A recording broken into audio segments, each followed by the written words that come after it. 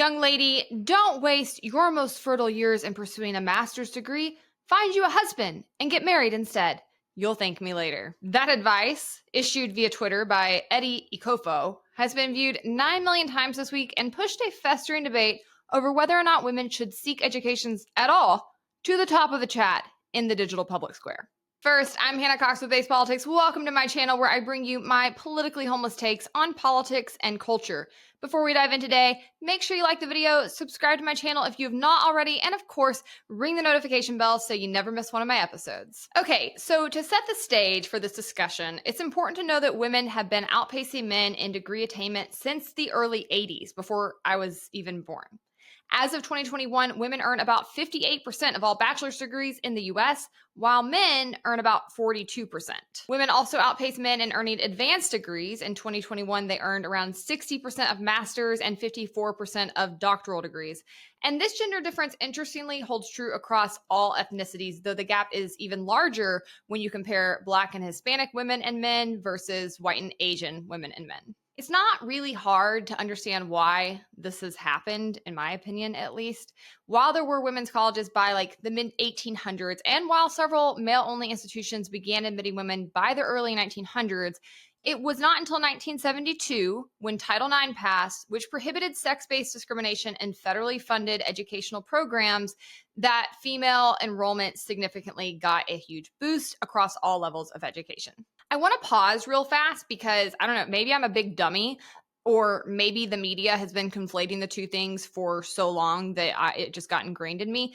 But I thought that Title IX and affirmative action were the same thing until I was researching this episode. For the record, they are not. Affirmative action was a series of policies, executive orders, both federally and at the state level, that basically came in and mostly focused on race, actually trying to sort of even the scales so that more racial minorities had access both to educations and to jobs. And yes, white women did benefit greatly from those programs, but they are not the same as Title IX. Title IX basically was just, in my opinion, a further application of the 14th Amendment, which is equal treatment under the law. It said that schools that were getting federal dollars could not discriminate on the basis of sex, period. And that's a good thing. So Title IX, good. Affirmative action, in my opinion, mostly bad. I've done episodes on that very recently. I'll link them in the show notes if you want to dig in more to affirmative action and my issues with it. I make this clarification because I've already had this conversation enough when we talk about the fact that women are getting more degrees, they're becoming more educated, that I know inevitably there will be men in the comments saying that that's because they've been discriminated against, that's because women are getting a huge leg up. But I dug into it more, and there's really no evidence that these policies have contributed to men not seeking or obtaining degrees at the same level as women. Title IX literally just evened the playing field. It doesn't really have any bearing on whether or not schools choose to accept you. And at the end of the day, the reality is it's not like men are applying to college and can't get in this country, okay? Because college has become big business. It's honestly a huge scam. I'll link another episode on my issues with higher education. Really, a lot of these schools ought to go under. They're not truly competitive. They're not offering valuable products anymore. But given that makeup of the market, if you want to go to college, there are colleges that will take your money. The fact is, men are not going. They're more likely to drop out when they do go. I think the most significant things that did contribute to the differences in degree attainment were social conditioning. I think once you had a level playing field, a lot of women push their daughters, condition their daughters, train their daughters. You will get an education. They hammered it into them. I will continue to return to this fact, but feminism did not come out of nowhere. It's not that women just had these picture perfect, cozy, wonderful lives and were so happy and blissful and just wanted to like get to work and get degrees. No, they recognized the conditions that they were made to live in were not ideal. They wanted better for their daughters. They wanted their daughters to have choices and options and to be educated enough to fully understand and weigh those choices and options. And so they pushed their daughters to take advantage of options they didn't have, unfortunately. And their daughters listened. Obviously, alongside that, you had a lot of feminist revolutions. You had a lot of feminist scholars. Those people were also preaching and pushing for women to get degrees. And while that was going on, largely thanks to very bad big government policies, we saw a huge decline in the manufacturing fields in the US. And so industries that had traditionally been dominated by men that were more labor intensive started to decline, while sectors that require higher education, like healthcare or education, special services, those have all expanded and tend to attract more women. I'll also add that I think society has really celebrated and championed women seeking educations, while the enthusiasm and encouragement for men to do the same seems to be really lacking. But either way, the end result is the same. Women are more educated than men and are therefore accessing better and increasingly higher paying jobs.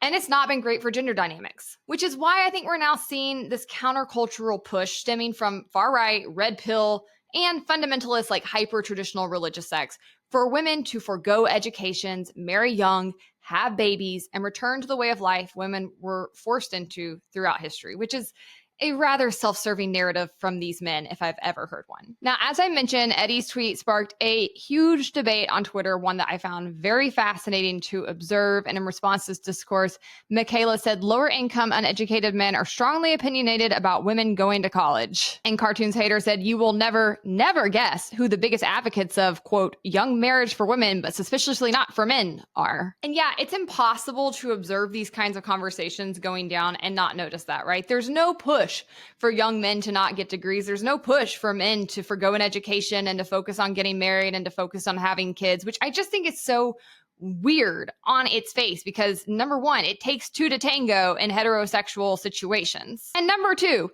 it is still men who are more likely to want to push off or delay getting married and having kids. There are plenty of women in their 20s dating men for 3-4 years, just like waiting and waiting and waiting for somebody to propose to them, and it's not happening, okay? So the fact that this is the narrative for young women, there is an agenda behind it, and it's not a common sense one. And I want to just note that I often hear people within these movements claim that feminism is anti-stay-at-home moms, or that feminism has traditionally pushed women to not marry or be mothers at all.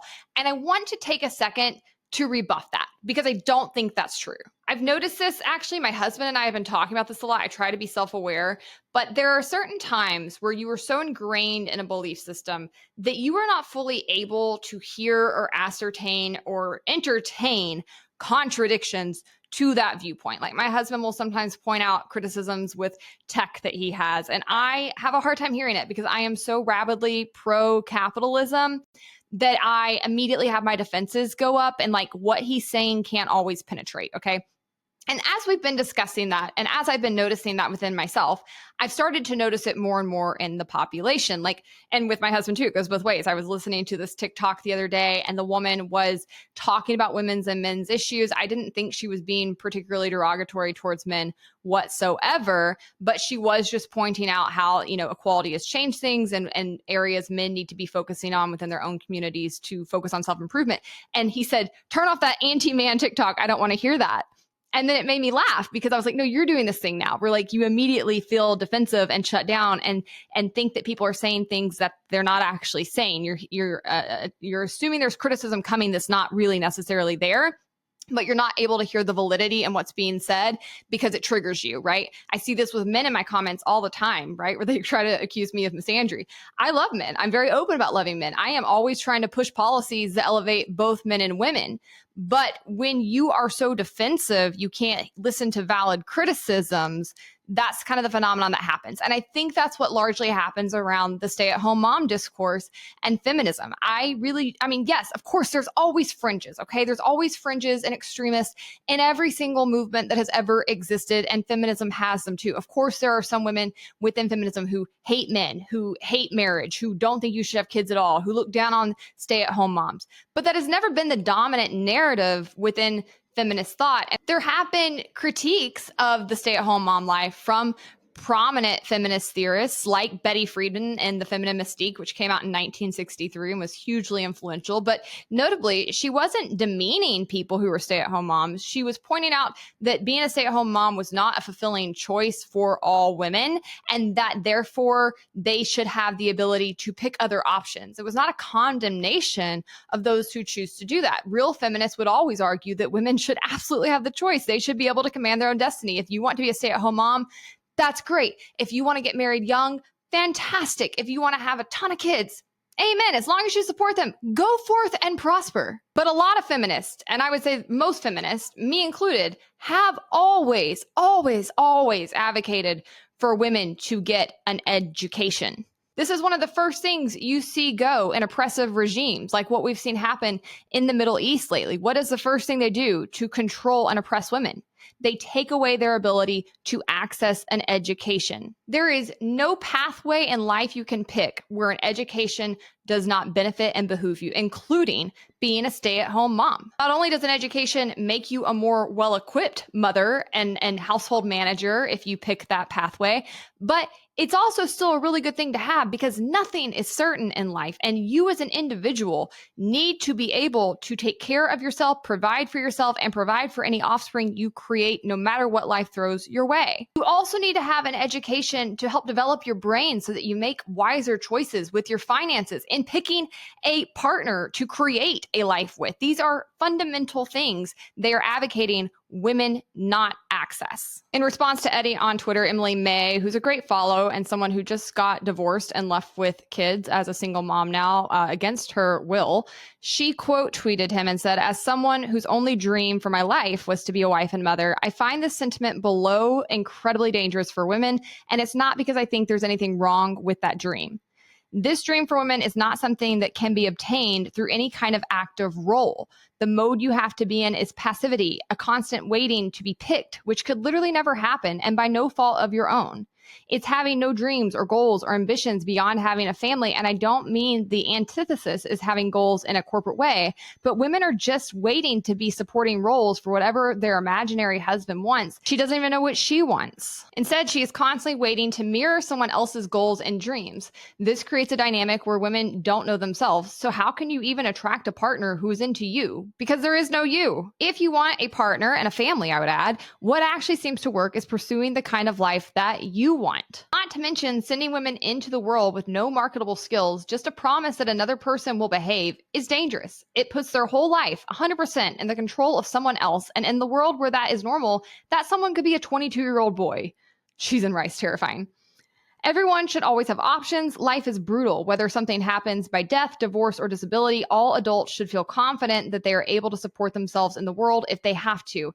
And maybe everything works out perfectly and that college degree wasn't necessary, but I would rather be safe than sorry." The push for women to not get an education and the frequent attacks on Boss Babe that go hand in hand with them, which I've also made an episode about, this is about trying to keep women in a state where they are easy to take advantage of, easy to manipulate, where they don't have options, where they are not informed. There is no valid pro-women ethical argument in their favor. And the men who think like this were showing their character so full-chested on Twitter in response. This woman said, "Being a woman is still incredibly vulnerable, even with as many moves towards equality as we've had. But a woman without an education with kids to care for is unbelievably vulnerable. Even if you do everything right, your husband could die or leave you."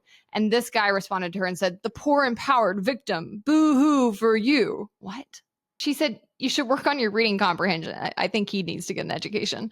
What I'm talking about is how to avoid being a victim. Putting yourself in the position of solely being dependent on a man is risky. Having a solid education and the skills to provide for yourself help you avoid being a victim. And this same account then said, "A woman's value is in her beauty, fertility, and ability to give me children and follow my program. I'm not here to conform to any woman's life. I make the money. I make the effing rules. Glad we cleared all that up for you." I love this response from an actual man with a real profile picture that says, "I'm not here to conform to any woman's life." And he has the incel South Park basement dweller character in the meme. Hilarious. But this is exactly the kind of man who thinks like this, who doesn't want a woman to get an education because he does not see you as a full person. He sees you as a breeder and a servant, essentially, to enrich his life. Men who think like this need to be avoided like the plague.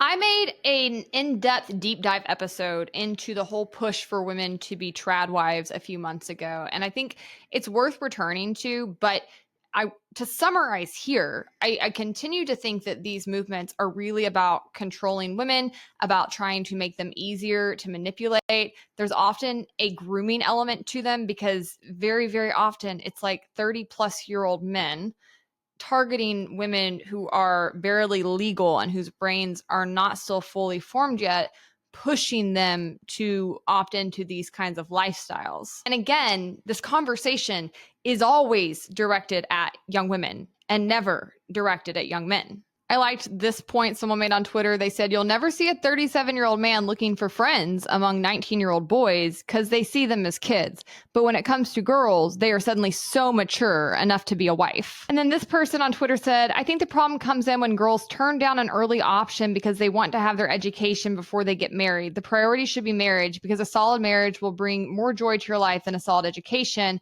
But if not, then do school. And somebody quote tweeted them and said, again, I do not understand why you think all women ages 19 through 24 are turning down proposals left and right. Like, seriously, most women cannot get a man at the age of 19 to 24 to even like actually plan a date, to actually commit to a relationship and not just be a situationship. Like, what do they think is going on? Because there is not this mass thing happening where all of these young women have all of these amazing options of men who are just got their life together and are ready to get married and ready to have kids young. That's literally not happening. And so the push is actually for these women to be with older men. Okay. That's the actual push. Allie on Twitter said, if you haven't realized it yet, most of the trad Twitter stuff is gender sabotage. Old men telling young men to wait and leave young women to us. Men telling women to avoid becoming too educated or high earning. Anything to bring others down a level instead of rising up one. Mic drop. Hillary Crowder, who is the ex-wife of Steven Crowder. I'm not even going to get into that whole mess, but who seems to have been through a terrible ordeal in that situation and ended up having to leave him while she was pregnant with twins. All I know is I saw a video where he was verbally abusing her, so I'll leave it there. But she has begun speaking out about some of these things. She was a trad wife, was kind of into this mentality. And she said, it is wise for stay-at-home mothers and wives to have and maintain a skill set that makes them employable in the workforce if absolutely necessary. Disaster, disability, or death of a spouse can befall anyone. A man that wants you incapable is a fool or a red flag. That really is the craziest part of this push to me, is even if you have a husband who can provide for you and the kids adequately and who wants to do that and who is a good man and who does not believe in divorce, he can still die. He could still be in a car wreck and be paralyzed tomorrow. And then what are you going to do? This is the epitome of foolishness. Another Twitter user pointed out, in one breath, men will say they don't want gold diggers who will contribute nothing financially. And in another breath, they also don't want educated and independent women. Misogyny is so contradictory, it's almost a brain rot. That really is like exactly how this conversation goes. These men who have no gold are obsessed with women using them or being gold diggers. And yet they also consistently demean women who get an education, who have a good job, who make good money. It's beyond a brain rot. It's like a brain injury. Cowgirl Revolt said, anyone else think the traditional girls don't go to college thing is also a male intersexual competition thing so they don't lose women to more educated, high-earning men?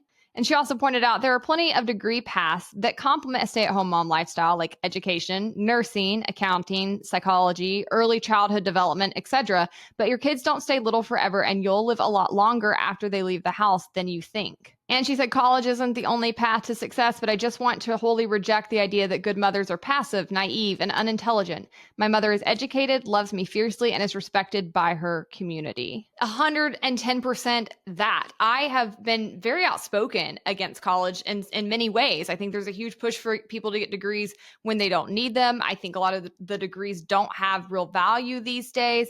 But I always think there's value in obtaining an education. And college is not the only way to do that, but it is still the dominant way to do that. And all of these points are valid. One, don't you want the mother of your kids, especially if she's the main caretaker, main person raising them, to be educated herself? Don't you want your kids to have a head start, to turn out smart? Because that does impact it. You get that, right? No, you don't, because I don't think guys who think this are all that smart.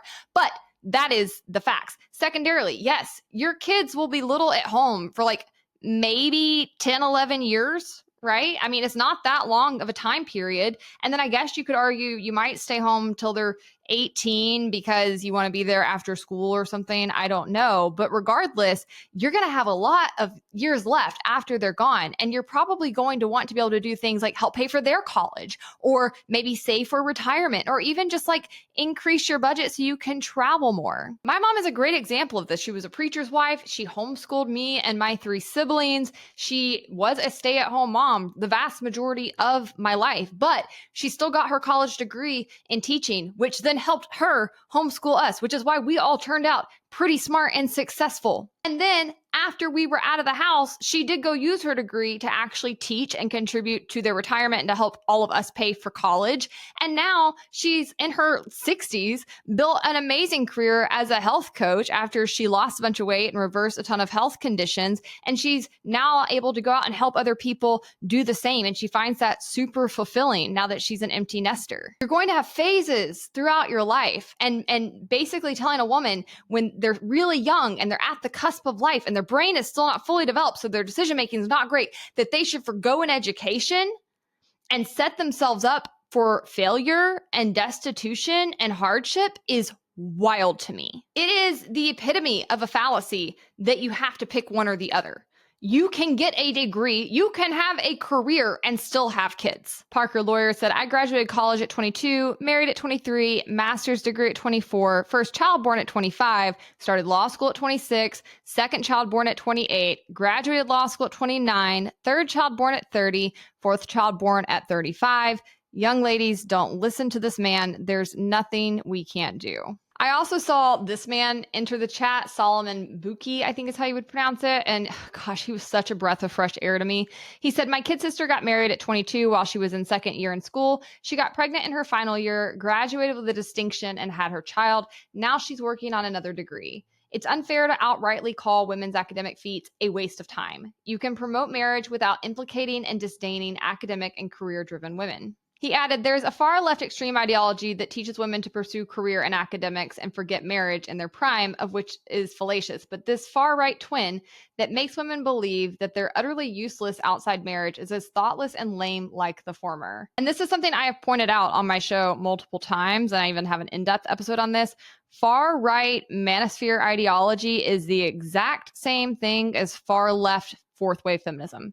They are twins, and this is just yet another example of that. Furthermore, it is important to know that like still to this day attracts like. People tend to marry others that are in their same demographics, religious backgrounds, political ideology, and yes, in their socioeconomic circles. Educated, successful people want to be with other educated, successful people. And yet you have these men claiming to be high value that want women who are dumb and uneducated and can't run 2 sentences together, because they're not actually high value. They're low value, and they're trying to pull more women down to be on their same level with them versus working to improve themselves. Educated people, by the way, do better across virtually all metrics. They are more likely to get married in the first place. They're more likely to stay married. They're more likely to have a higher income. They're more likely to have success in child rearing. They have a higher overall satisfaction. As this man said in the comments, why wouldn't you want to be with someone who is intelligent and educated? My wife has multiple master's degrees and I find it incredibly attractive. Yes, secure, successful men find it attractive when their wife is also secure and successful. I've heard so many people, and I'm talking upper 1%, talk about how vitally important it is that whoever you marry be smart and presentable and able to hold their own. It is considered a mar on a man if he is in highbrow circles and he's with a woman who is stupid or not well credentialed or who doesn't have the ability to meaningfully engage with the people around her.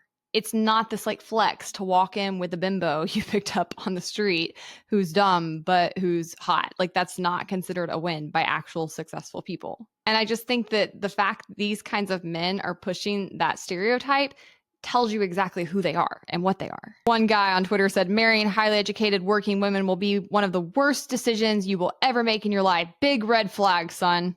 He's not married.